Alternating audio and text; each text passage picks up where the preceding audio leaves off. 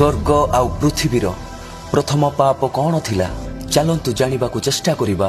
पवित्र वाक्य बाइबल एही विषय कौन कुहे। जिहिजिकल 28 अध्याय कुहे स्वर्गर प्रथम पाप हेउछि गर्व ओ अहंकार। लुसिफर भितरे गर्व जात हैला। से भाबिला मु मध्य ईश्वरक समान हेबी। एही गर्व ओ अहंकार पाई से ईश्वरक विरुद्ध रे युद्ध कला।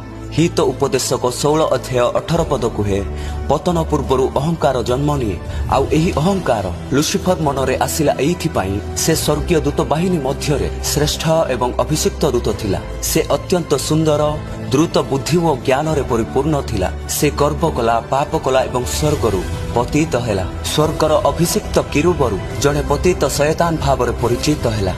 पुणी एदन उद्यान रे हबांक मनरे मध्य सेही गर्वरूपी पापर बीज को बुणी देला। जार परिणाम आदम हबा मध्य गर्व करी ईश्वरक आज्ञा उल्लंघन हेतु पाप कले।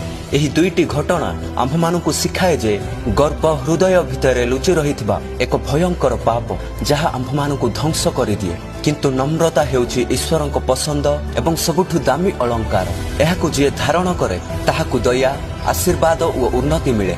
तेणु आम्भे माने समस्ते नम्रतार सहित रहिबा उचित। आमेन।